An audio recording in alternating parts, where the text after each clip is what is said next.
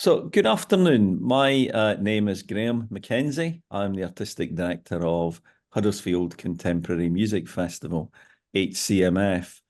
And welcome to the latest in the series on Artist to Artist in Conversation.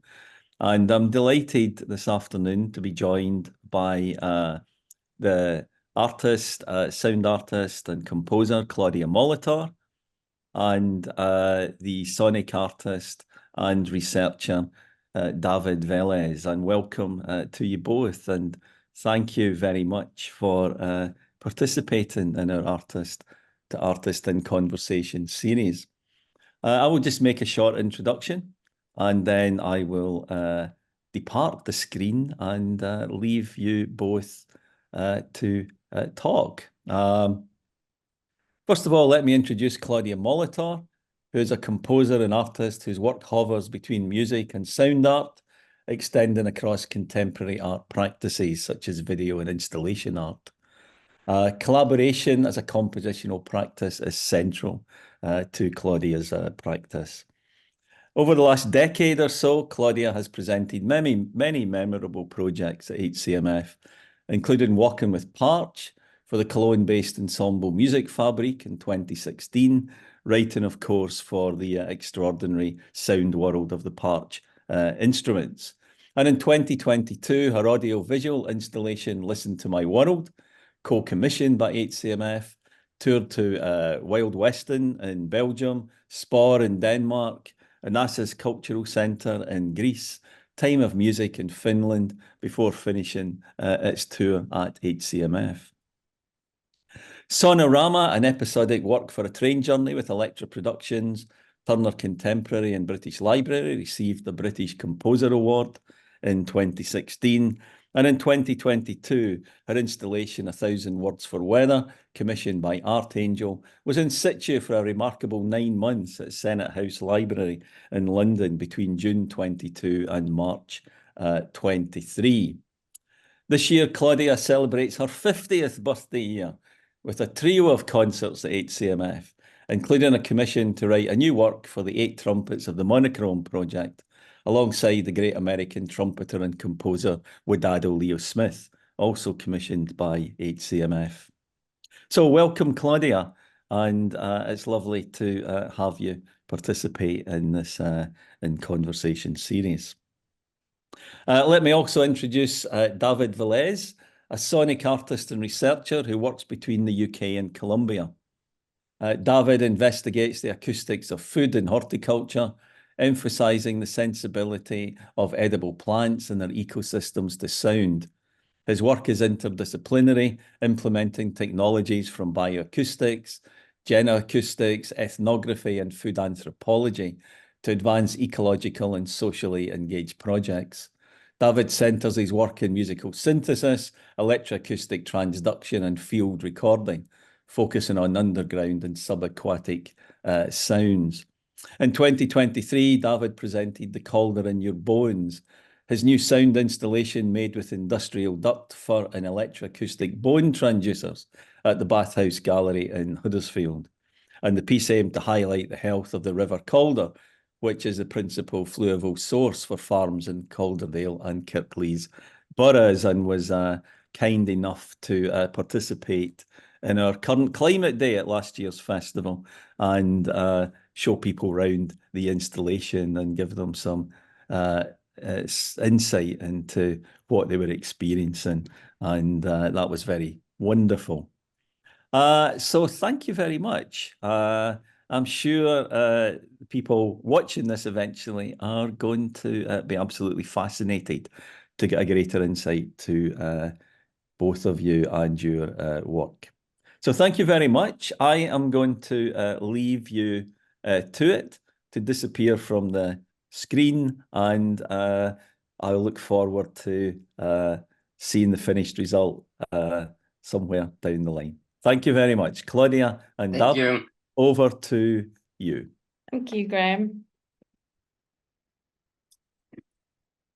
Do you want to start? I know.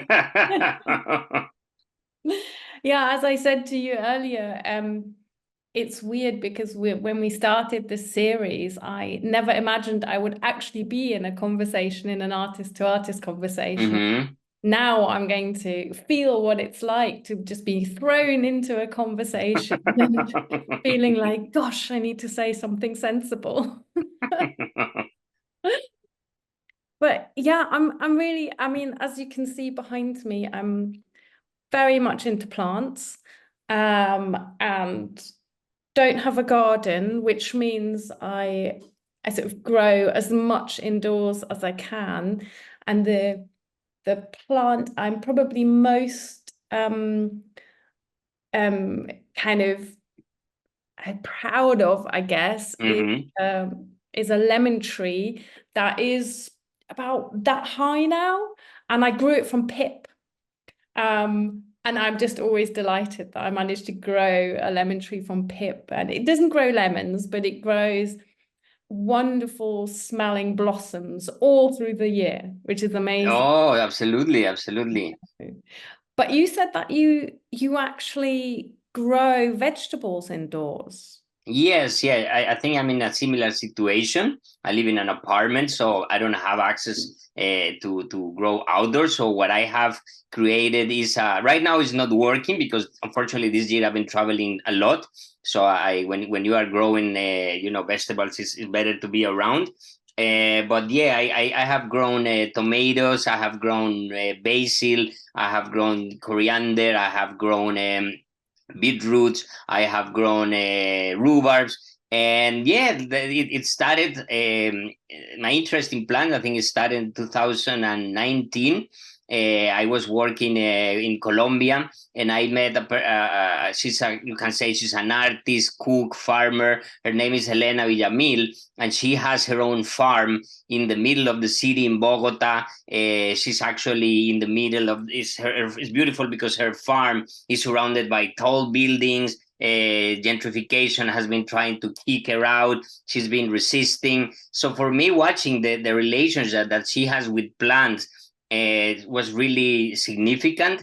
And later, probably 6 months later, I was invited by a museum in Colombia called the Modern Art Museum of Colombia to develop a piece that reflected on climate change, that reflected on environmental matters.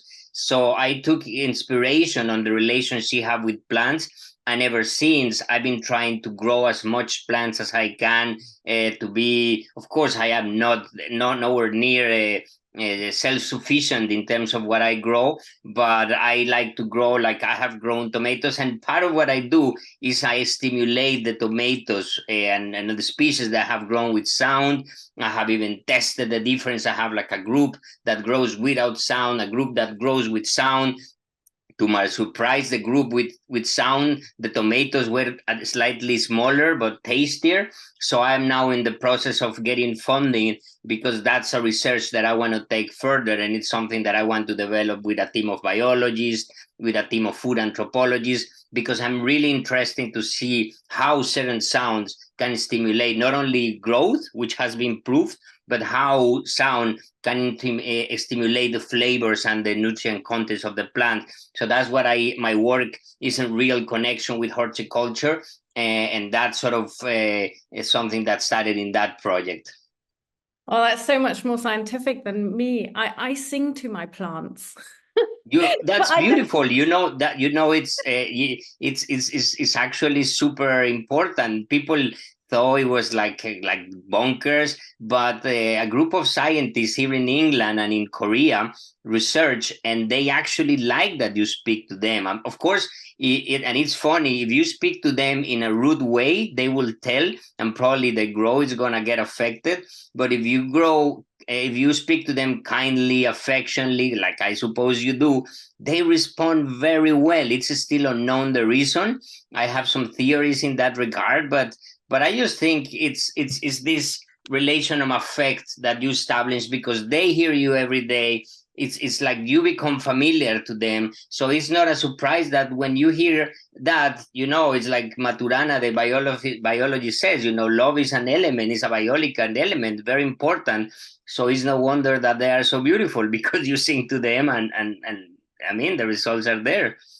Yeah, no, it's not just the singing and talking to them. For me, I always feel I have to sort of touch them and stroke their leaves on their stalks and everything, because I always think if they were outside, they would have the wind through them, they would have the rain on them, they would have insects crawling on them much more. And I feel that that's sort of the normal state of a plant, all this sensory input. And of course, when you take them into your house, that removes so much sensory input to them, because there is no wind, there's no rain, there are not as many insects, they're not animals nibbling at them or something like that. So I always feel that I have to sort of create that kind of stimulation that is only fair because I've kind of taken them from outdoors and brought them in. I mean, you know, conceptually taken them from outdoors. I haven't actually dug up. Yes, no, yeah, of course, I know what you mean. But yeah. No, it's beautiful, because I think, and it's interesting because in China they grow indoors, so they put ventilators. So because apparently wind them make very strong. So probably what you're doing with them, because you are completely right. I mean, when plants grow outside their original or their natural environment, they tend to grow weaker, or they don't to have the defense they would develop otherwise. So probably what you're doing there is very interesting, because like how you can sort of bring out that I don't know, environmental stimuli that they get sonically, tactically, physically. So I think that what you're doing there is super interesting, and is, I mean, for me, it's like science can be very poetic. So in a way, I don't know, you are working with them to make them probably a little stronger, to get more affection. So that makes all the sense in the world. And it goes both ways, doesn't it? Because I always feel that, you know, just obviously going out into nature and hugging a tree, as I love to do, it instantly makes you feel just better. You just feel a little bit more relaxed, sort of being surrounded by plants and smelling plants, and all of that makes you feel so much better. And of course, bringing them into your house has the same effect. You're just sort of surrounded by these plants, and you're also engaging in something that I think is also important in a way for making work, making music, this sense of caring, and this sense of caring for another entity, I guess, and sort of thinking about when they want to be fed and how much water they need, and sort of making sure they get enough light. And as we said, sort of singing to them, or playing them, in your case, sine waves, isn't it, that you play to them? Yes. My research has centered, because initially in the last century they were playing music, and they're actually very sensitive to music. But with sine waves, you can be more precise. Apparently, what happens is like the plants, you know, they get dust in the surface of their leaves. So sometimes it's too much dust or it's dirt, and they cannot breathe. And, you know, they feed through breathing, you know, or to transpiring. So what happens apparently is that sounds, you know, like do like a massage, you can say, to the surface of the leaves, and that way they can breathe better, transpirate better, and therefore have a better nutrient intake. So definitely there's like I mean, you work with sound, but we're speaking about vibration. You were speaking about, I don't know if because what you were saying, are you familiar with the notion of Edward O. Wilson, biophilia? Oh, yeah. It's exactly what you were saying, is why we feel so happy when we are surrounded with plants, which I get, like every time I live very close to a forest, so I go for walks there, and definitely gets me in a good mood, gives me ideas. So I think it's so much the share, mostly like domesticated plants. We've been sharing, you know, so many years of common development. So I think Edward Wilson says there's like a sense of gratitude, which I think is beautiful. And it connects what she was saying saying. I mean, you love your plants, you take care of them, but they take care of you as well. So I think it's this beautiful relation of I don't know, mutuality that develops. So I think that's so important, mostly as a composer or an artist, that everything around you influences you. Having a relation with plants probably, I don't know, is something that's gonna work in your ideas and whatever you imagine you want to work.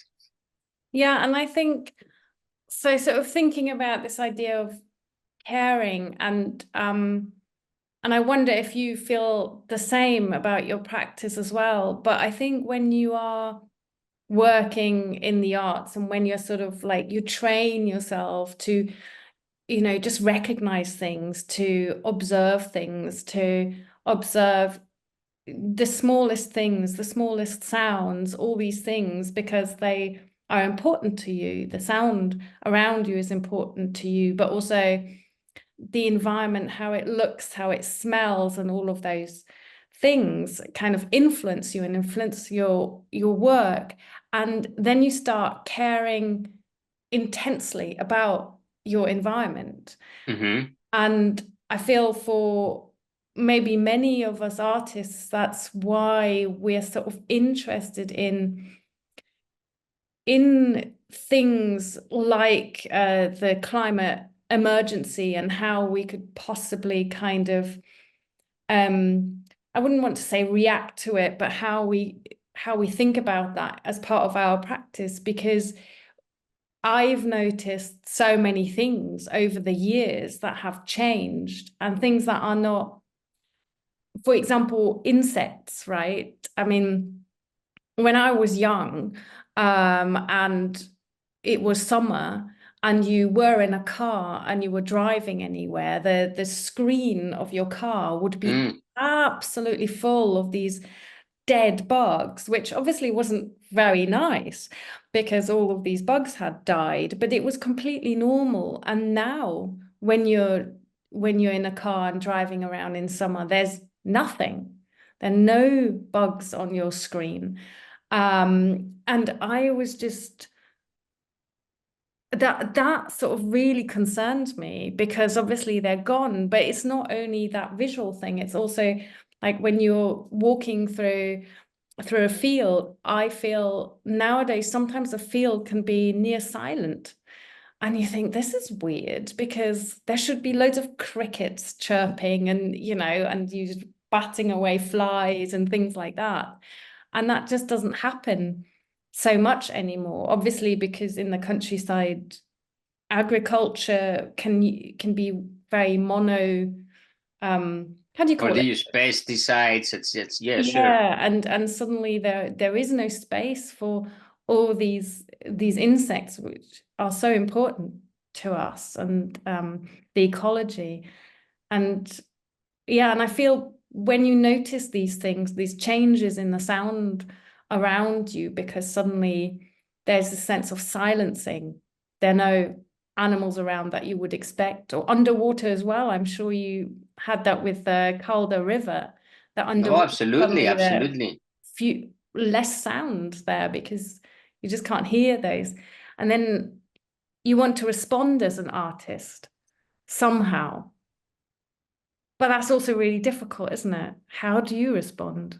I think that's a great question. I just returned from symposium on sound art and field recordings. And of course, I mean, when you work with field recordings, the environment is something that is there. Whether you record on urban environments, you know, like you will be picking up like political aspects, but mostly if you go out in the wild side, you will notice certain things. And yeah, I think what artists can do, like that's the question that I have when I started my PhD, because I feel my practice was really isolated from the matters of you know, environmental matters, you know. So in a way, my approach, my work interest in food is because I think thinking the way like the way we eat, like understand it as some kind of a practice or some kind of creative, because I love cooking. I like to cook as much as I can. It really relaxes me. It's something that brings joy to me as much as I love growing the plants that I cook. So I think probably we really need. And I don't know if you're familiar probably with the work of Joseph Beuys in the 1960s, when Joseph Beuys started to say we need to grow our own. He started growing potatoes, and we need to gain. I mean, he's probably one of the first artists to spoke about food justice and food sovereignty. So I think we really need to, in our work, and regardless if you work with I don't know, any kind of media, concerts, compositions, you release musical albums, etc. But I think it's more how, even from our everyday life and our connection, as you say, with the plants around us, with the vegetables we grow, I think we really need to start working probably in a way that I would define it proactive.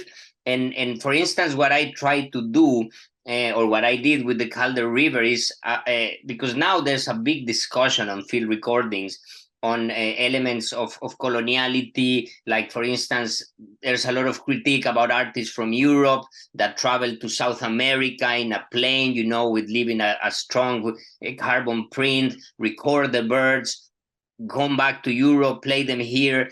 What happened there? Like you really need to have to understand the ethics of what you do. So I think as an artist, we really need to think about these aspects. And I think even the way we understand our practice, the way we, I don't know, if somebody wants to record, he picks where to record. But all these tiny decisions, I think, play a big role on how we can contribute. Personally, what I've been trying to do is work closely with biologists. I think something that is beautiful about art and music is the possibility to interact with people. Every time I meet an anthropologist, every time I meet a biologist, they're really eager to work with artists. They're really interested in our views. So I think something that's what I do is I try to work with people from other fields. I love working with musicians. I love working with artists, but also involving this I don't know, scientific backgrounds into your own practice, because they can really enrich your own work. Like I have albums that are created with my own experiments that I created here with beetroots, and the results probably wouldn't have happened other ways. So in a way, is benefiting your practice, but it's also benefiting your life. I think the separation between practice and personal life is something that ever since the 60s has been sort of disappeared. So probably one of the things is that, I really encourage working with people from scientific fields, and also see how your own life, your everyday life, can grow towards like what you can call more sustainable futures. Yeah, I mean, I totally agree with you. I think that often, being an artist is a way of looking at the world, and it's not something like here's my artist work and here's my life. It's one and the same thing. You can't separate them. And I also think that, also this idea of that you as an artist could create anything in isolation and it be in any way meaningful is also a bit strange, because you're kind of influenced of the culture you live in, the society you live in. And it seems only natural if you've got an interest, to reach out to people who know much more than you.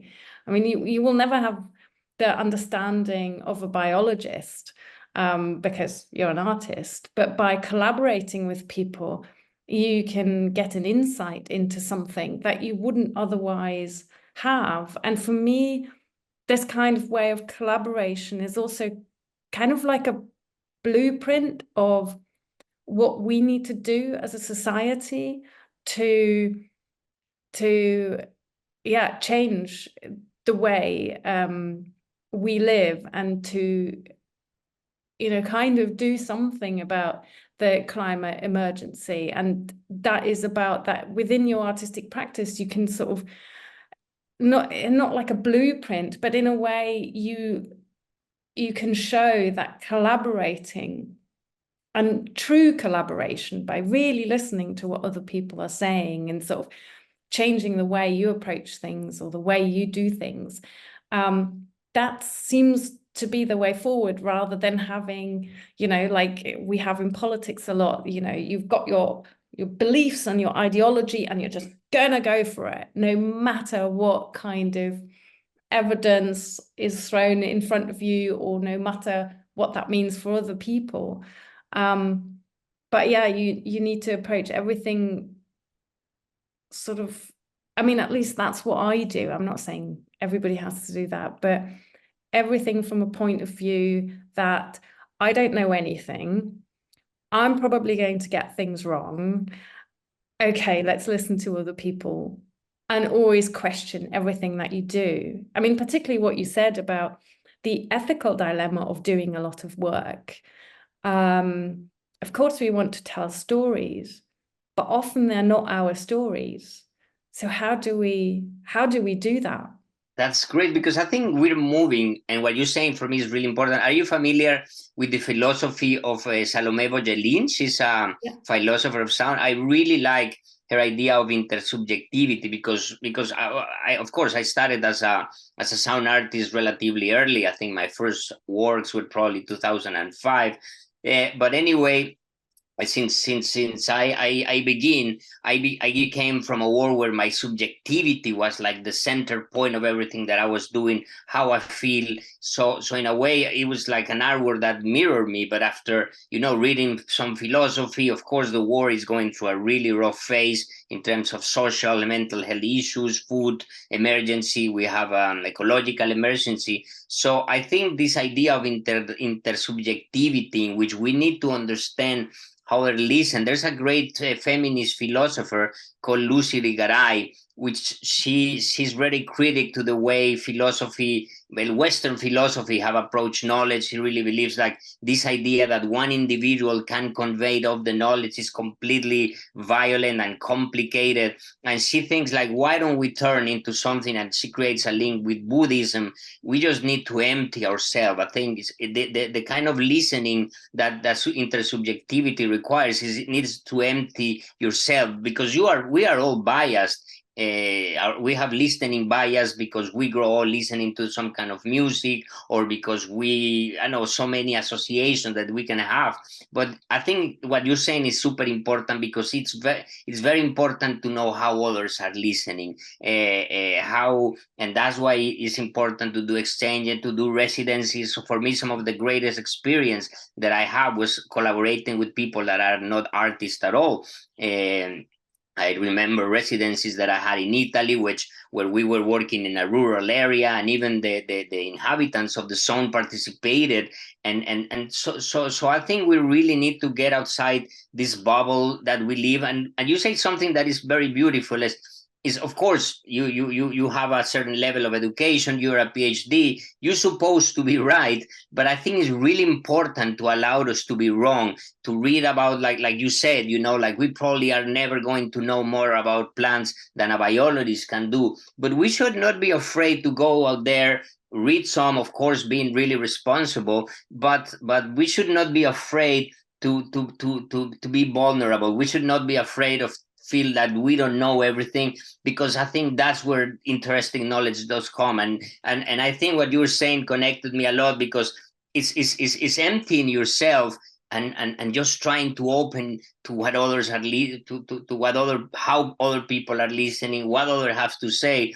So I think that's a great point where I completely agree with you, and I think that's a great starting point for every artist that wants to take his practice from his own subjectivity to understand what's going on around, you know, Yeah, of course. I mean, if you think you know something, you're not going to ask a question, and so that stops you then finding out something new, or revisiting your preconceptions that you have. And as you said, we all have those. We all have preconceptions about things. And I always think of that's kind of, sometimes I think that's really one of the most amazing things about being privileged enough to to be an artist is that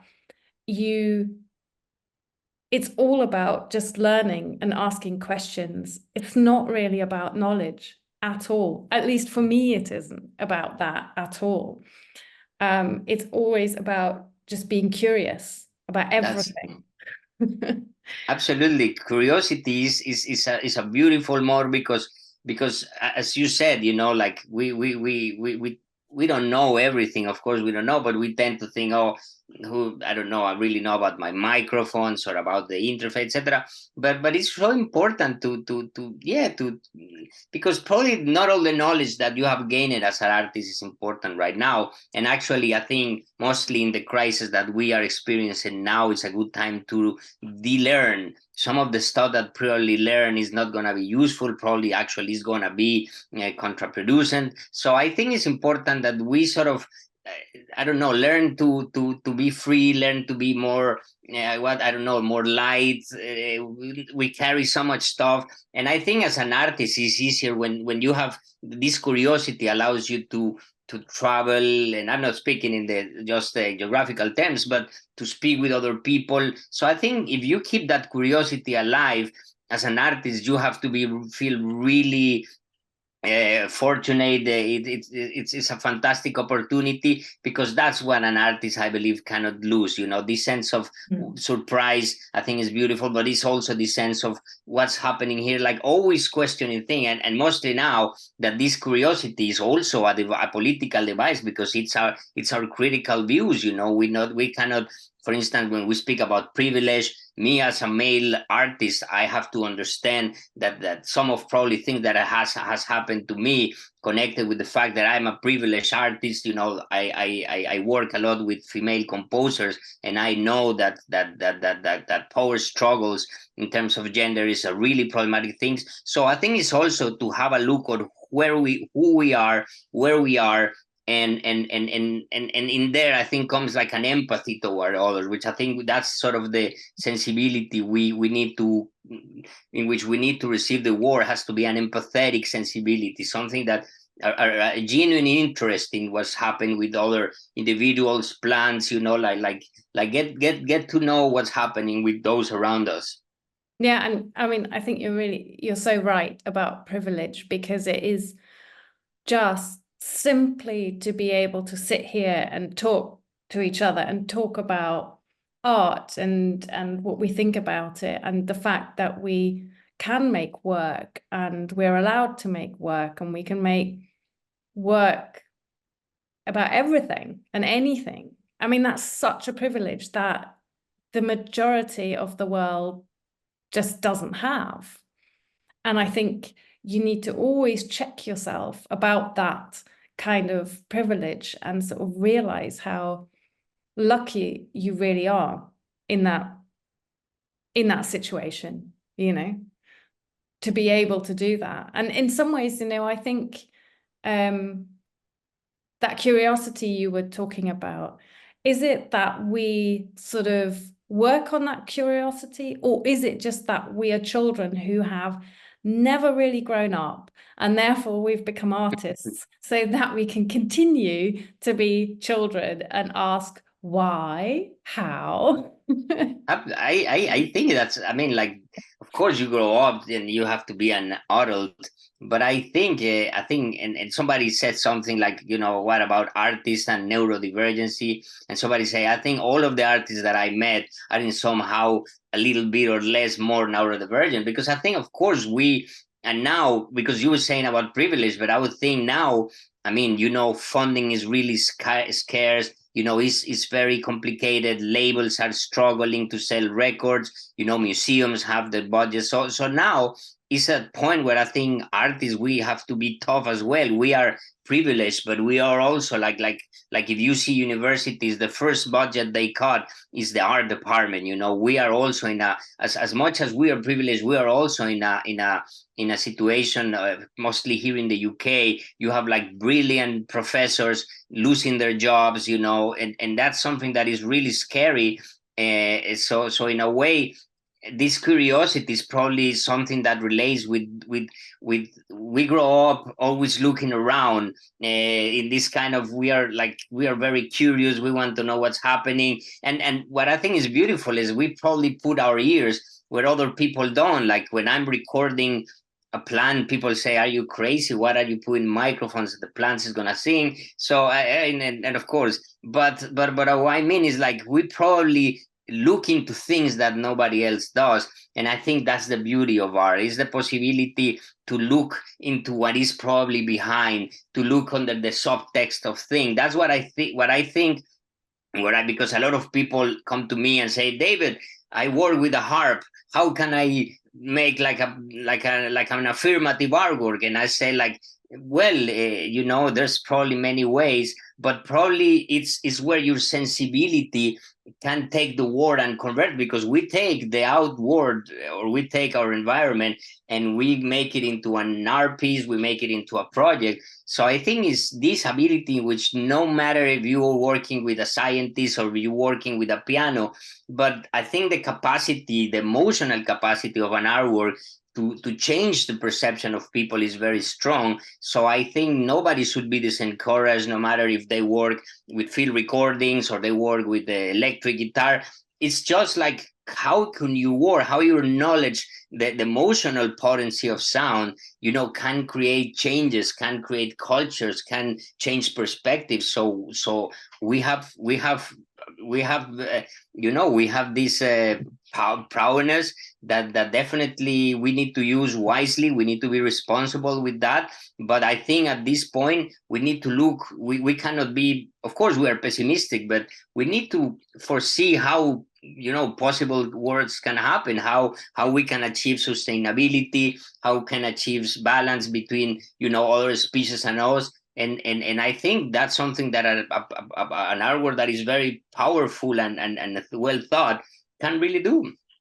Yeah, and I think yeah, I totally agree. I think as well that the arts are in some ways, or to some people, are seen as sort of decorative and not really that important. But I think sometimes the problem with that is that if you look at one individual artist, sure, one individual artist isn't important. One individual artist isn't going to change the world. No matter how we would like to think that might be true, but it isn't. But us as a whole, all of us working as artists, the ecology of artists, that's where maybe we can change things. Maybe we can change people's views. And again, that's a sort of collective understanding of the arts. It's not about the individual genius that is going to change everything. It's about the sort of collective working together.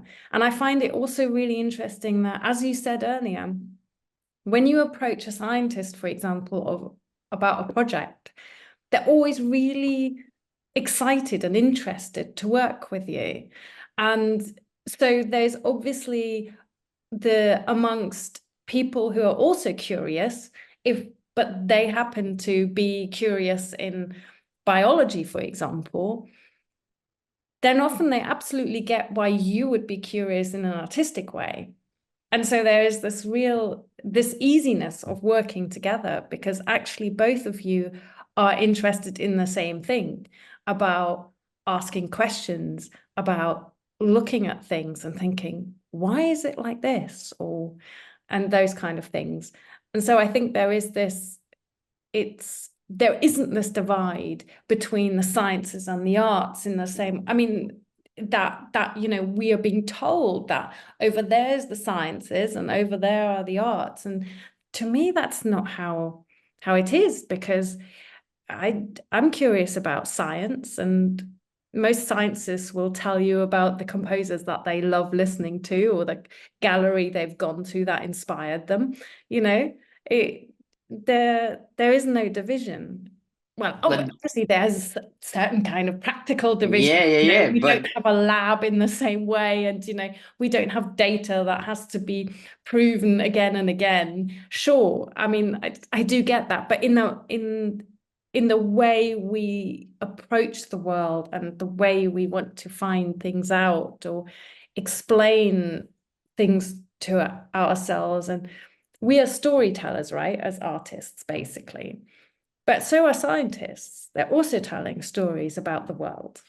But I think what you're saying is super interesting, because here it comes for me the idea of speculation. I think when you work with biologists, they're interested in your view as well, because we have something that is so important that completely changed the idea of geography. Geography being a completely scientific field with deep roots in history, and suddenly you have this sense of contemporary with geography, where these human interactions what define a territory more than a cartographic sense of space. So we as an artist, we have, and this is very important too. I saw recently an interview. She was a biologist, and she said, like, we understand, let's pretend 1 liter of Coca-Cola or water of knowledge. And with that knowledge, we apply that to the entire sea. Even scientists know very little. I mean, they have to speculate a lot. And of course, mostly in England, this is something that I found really interesting. In England, I have found harder to do interdisciplinary work because I think people are really afraid to move from the safer zone. Of course, if I am speaking about microphones and certain things, that's my field. And if I speak about something else, probably I will feel a little embarrassed, or I wouldn't know. But we shouldn't be at all. I mean, like basically we have, you speak about storytelling. Personally, I see more of an ideas generator. We generate ideas. We really, we tell stories, but we also generate ideas. We create concepts. So I think that's what is so important. And I think that's why science needs us, is because we have this possibility to imagine things. Like, they live in such concrete scenario. They have to, their own methodologies, require a kind of mindset where probably imagination is probably not, I don't know, somehow gets delayed. But in our case, imagination is everything we do. Like, how do you do when you have to compose a piece from scratch? We have to develop this imagination of what our artwork is going to become.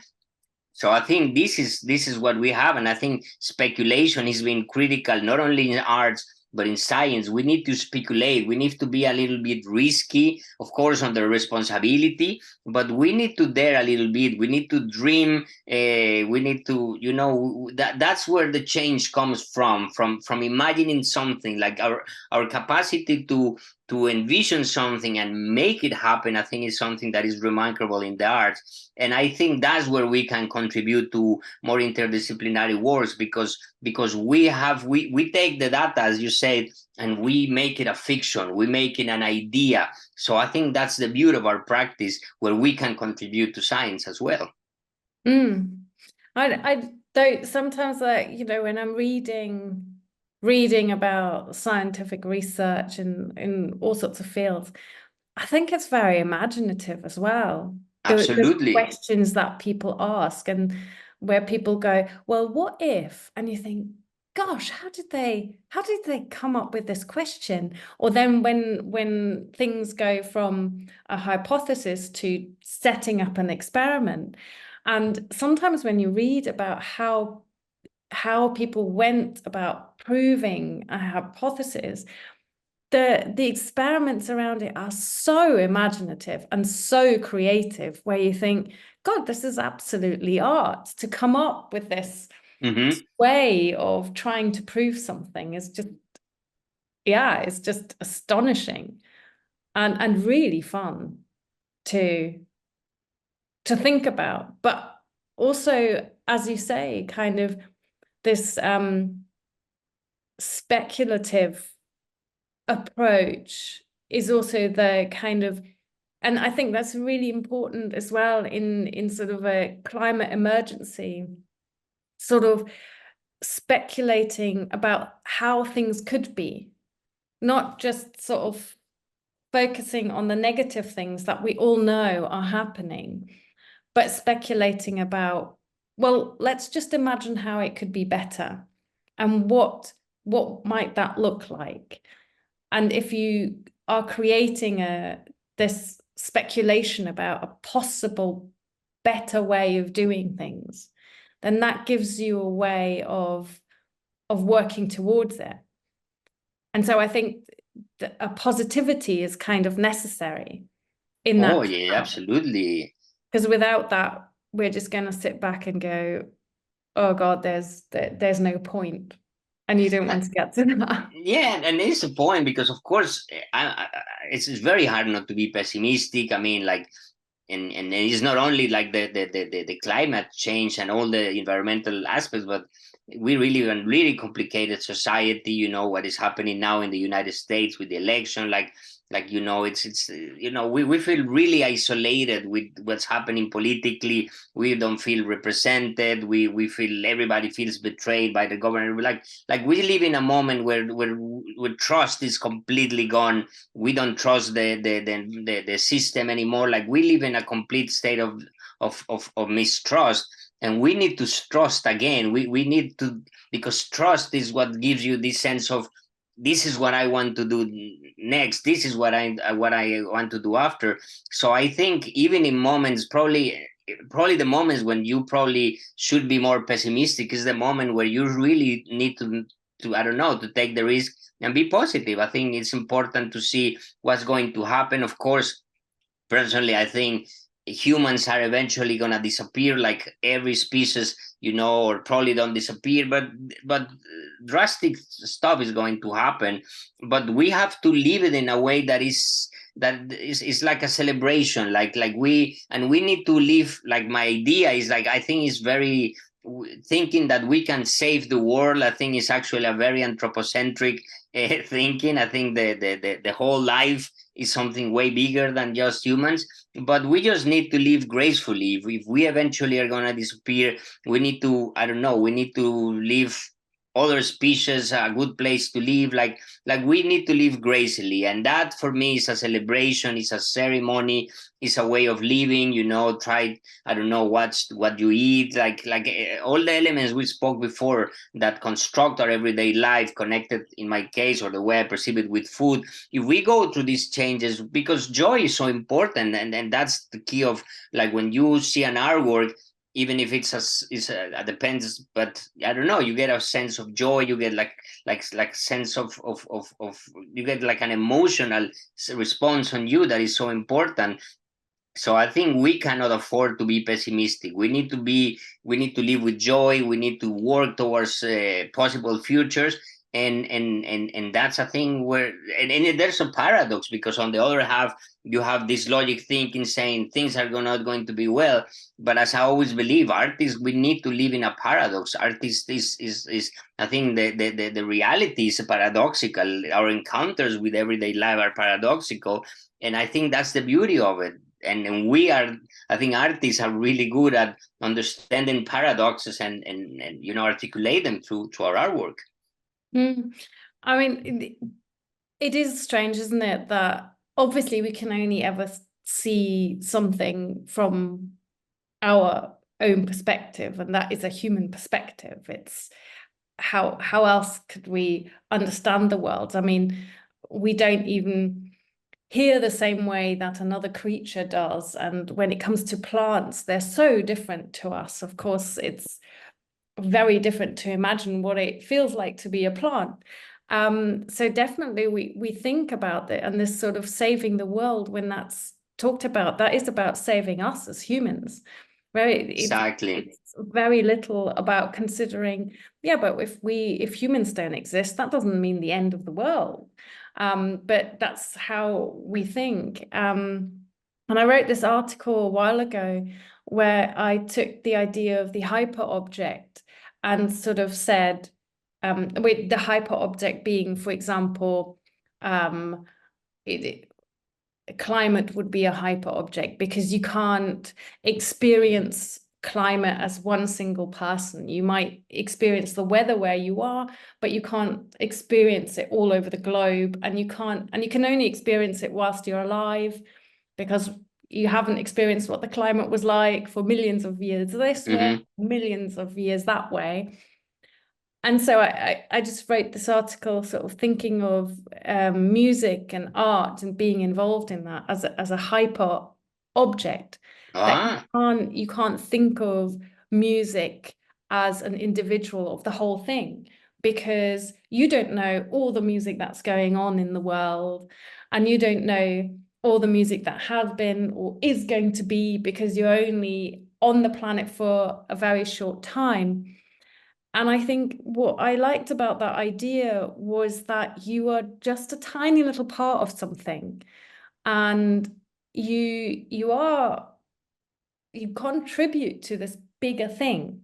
And when you think about it like that, then also what's interesting is that it doesn't then become about the individual work or project you've made, or just you or something like that. You are just part of this bigger thing, and you want to leave it, when you depart the planet, you want to not leave it a worse place, right? You don't want to. It's like if you go to a party, you should supposed to leave the house as clean. Absolutely. Exactly. And you sort of, and I think of that as like, that's how living in the world is. You're only here for a short time, and what can you do that you don't leave it in the worst way? And you're saying something that is super important, and you've been mentioning it all along, is the importance of the idea of community. You know, the importance, because I just came from a performance of an artist called John Guisini, and the performance is called Swarm Behavior. I think that's the right title. And he was basically giving all the participants cell phones with the same sound. We just have to press it at the same moment. And we were about to do anything we wanted with it. So some of us walk around, some put the cell phone in a glass. But at the end of the day, what I found really important is like and I was saying before, you know, we don't trust in the idea of a government. Like we really know that the government is corrupt, that we are, I don't know, we don't believe in the system that we have. And this system comes from, I think it's very linked to the way the human neurological system operates. We have a central brain that sort of connects everything. But when you start to study how plant intelligence happens, they are modular. There's not a central point in their neural system, but it's disseminated across the plant.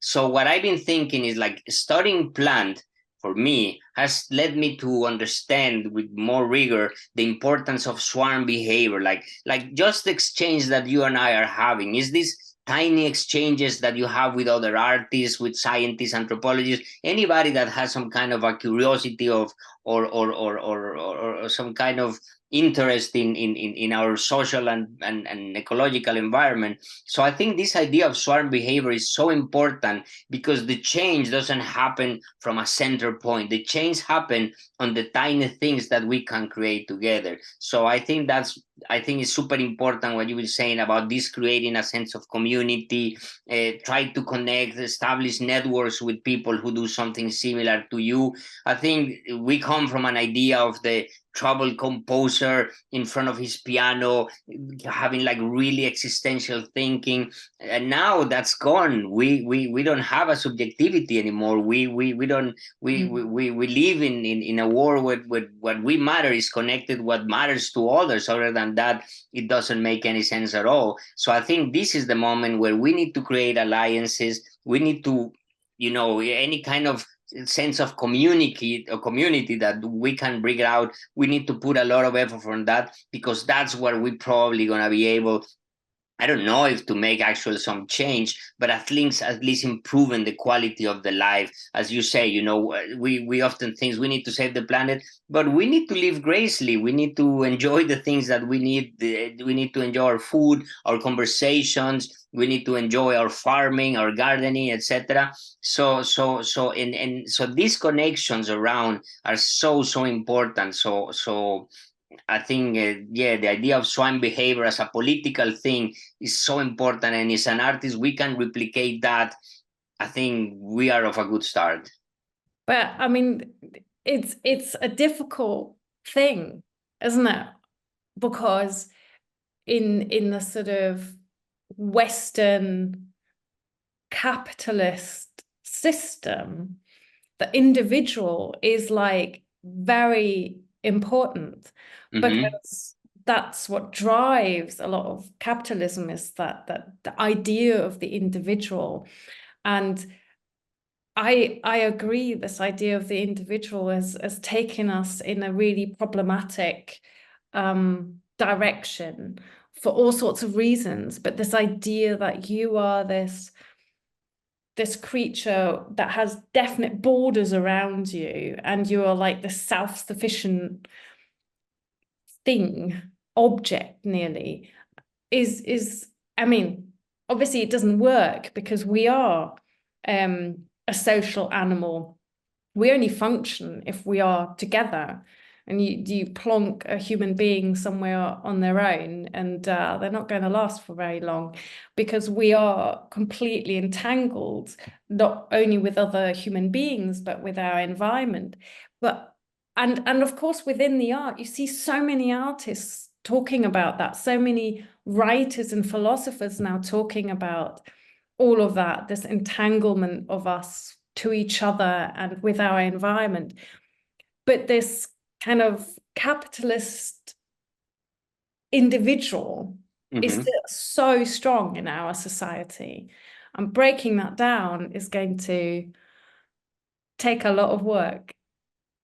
Yeah, absolutely. And I think there are certain things that are like of course, even like I try to collaborate as much as I can, but a lot of my thinking comes when I'm in the studio or when I'm in the field recording. But to be honest, I have this discussion with somebody who was saying like, there's nothing more isolating than when you do a PhD thesis. And I say, is it? Because you are reading a lot.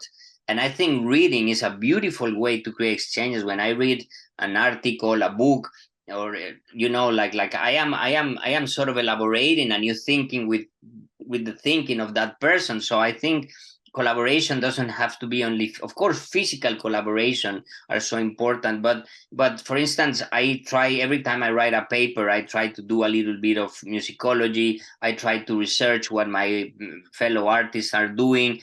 I try to create, I have a record label, I have a journal. So it's important that we sort of create or facilitate this idea of creating networks. And this network doesn't have to be necessarily physical, but they can be, I don't know, today we have the facility of communicate through other mediums. But I think we should really try to make an effort to create, and at the end, when you run a label, in a way, the label, you start with an idea, but the albums you start publishing create a mind of its own, like the aesthetic sense of the label or the criteria.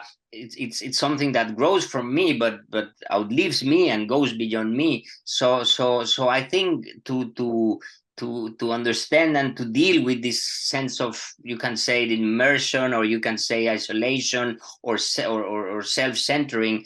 I think that's why it's so important to create something that outlive you. When you I don't know, or when you collaborate with artists, you are just a tiny part of something that is more bigger. So trying to create those scenarios are so important. And I know from friends who are composers that are really critical to how composers back in the 60s treated the musicians in a way that was not always ethical, in a way that, and I think what we should do now, either if you are a composer, or you are an ethnologist, or you are a bioacoustic artist, etc., is you need to co-author what you're doing. You need to understand that what you are creating is not some only coming from you. It's all the elements that are getting in that place in that moment. So this idea of authorship, I think, is really, there's a great philosopher, anthropologist, Carlos Viveiros de Castro from Brazil, that says like every creative work that is done by more than one individual is a co-authorship. So I think if we start to think about our work, that's something that is co-authored with a river, with a tree, with a community. That's where I think where we will be able to escape this, I don't know, this strong subjectivity, and be able to establish works that present more than just our own personal and you know, matters or questions. But that also goes back to what you were talking about, you know, that plants are, you know, they're modular and they don't have that center. But yes, we have a brain, which is a physical thing here that we can point to and say, that's one brain. But as you just said, as soon as you read something, the ideas from another brain enter your brain and do something in your brain. And as soon as you have a conversation with someone else, you go into that brain and everything. So we are absolutely connected through our thinking to each other. And none of our thinking comes from nowhere. It's always from something that we've experienced or we've communicated with other people. And in a way, even if you are just sitting at home and you are drawing something, and you can slap your name under it, or you sitting at your door and you're sort of making a piece of music, and the only person who has made it, you know, physically is you, and therefore you can put your name to it.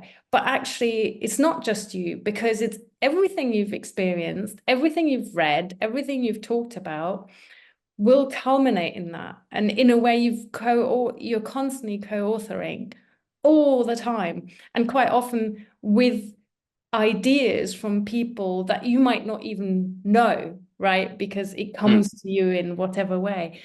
And that might be sort of, yes, I'm sure some people will say, oh, that's just, you know, fancy conceptual thinking, what you're saying now. Sure. But I think even if it is, I think it's a very healthy way to think about your own creativity, that you are really not, you know, this originator of this incredible idea. Yes, this idea has at some point germinated or come into focus in your brain, but so many other people have taken part in that happening. Oh, that's so important, because one of the things you spoke about, the system in we live, right? The capitalist system. And I have, you know, I've been researching like, how you can say, like more than human creativity. And something that is really complicated is we live in a system that values individual creativity. Like we have this idea of the genius with Picasso, etc., which most of them ended up being like horrible. Many of them ended up being like really horrible human beings. There was a lot of mostly like even I think compositions. You know, there were composers who draw from the work from a woman artist. Like there's been a lot of complicated things about this idea of the genius, because in a way I think we thinking from the audience perspective, it's easier to memorize one person than two. Like there's certain ways in which this system operate. For instance, I heard a horrible story. There was, I don't remember the name, there was a Nobel Prize nominee in chemistry. I think it was probably 2000 and way before, probably in the 40s. And that person applied to was one of the candidates to win the award, but he said, this work was done as a team. I cannot apply as an individual because I created this with my team of scientists. And the academy said, no, you cannot present it as a group. You only can present it as an individual. So for me, that really points out that we also need to create a system that values collaboration, a system that sort of demolds this idea of the individual genius that has this brain that that doesn't exist anymore. That's actually problematic. That's problematic socially, ecologically. So I think also we need to understand the system in which we operate and try to change it as much as we can in terms of, we need to value more cooperation. It's so important that we really understand that creativity is something that happens, as you said, the book that I read, the food that I eat, like everything sort of brings into the moment when I start to create something. So absolutely, creativity is not something that happened insularly isolated. It's something that happens from your contact with the world. What made me wanted to become a sound artist, because I saw beautiful sound art in galleries and I heard beautiful music. So all of this experience with what other people created drew me to take that initiative. So I think we need to understand that we are just part of something that is always bigger than us. And in that, really try to change a little bit the narrative of this, this magnificent human being that is below everybody because he's a composer, etc. I think that's not the artist that we need now. I think we are artists that probably facilitate works, that collaborate, that create platforms. I think the idea of the artist is really changing, and probably is going to be more problematic. I think in filmmaking, when you have the idea of the director, or in music, when you have the idea of composer, is complicated. But I'm very happy to have this dialogue with you and so many other composers that are aware of that and willing to work towards a more, communal sense of practice. And for me, I find that actually exciting. I find it exciting that things are shifting and things are changing, and if you are, as an artist, that you're constantly questioning your role and the way you do work, and that just keeps things moving and keeps it exciting, and you sort of constantly feel that it's a really lively space to be in. And despite all the issues we have as artists around funding and all of those kind of things, it still feels like it's an exciting time for the arts as well. But maybe it was always an exciting time for the arts. Of course, I guess if you're as an artist, obviously you hopefully think that it's an exciting time to make. But it's challenging. It's challenging. And that's the beauty of it, because we, in a way, as a practitioners, it's as we said, it was easier to get funding. It was easier to get a teaching position before. Now it's harder. But probably this sense of precariety, this sense of contingency is going to bring us together. And if you look historically, adversity has been a real fuel for artists making. Like, I remember in the Big Depression in America, country music and blues music sort of thrive into these complicated times. So I think this is interesting, and not in looking in terms of thinking of the artist as some kind of a victim of something that is happening, but more are really resilient human beings that more, because I don't know why we make art. It's an interesting question. Of course, we make art because that's our job. But I think art is something that is a profession that you really take seriously. And honestly, I think artists are probably the people that retire the later. I don't imagine myself sitting in a chair doing. I really, as much as I like to relax, for me it's so important to create. So I think we are really unique in that sense, and we just need to, bring that sense of creativity and curiosity, try to connect it with those others. And probably is in these moments of crisis where we probably this connection between our, like for me, it's incredible how, speaking about anxiety before COVID, nobody would spoke about anxiety. Now everybody is saying, yeah, after COVID, I have experienced anxiety, etc. So I think we are becoming, the fact that we are becoming more able to be vulnerable. I think that's a beautiful thing. That's so important, that we don't have to be these perfect figures. We are humans. We suffer. We cry. We are very sensitive. And in a way, that's the beauty of our work. Is this vulnerability? Current is probably our most major strength. Absolutely, yeah. We are very messy creatures, aren't we? But mess is a good thing most of the time.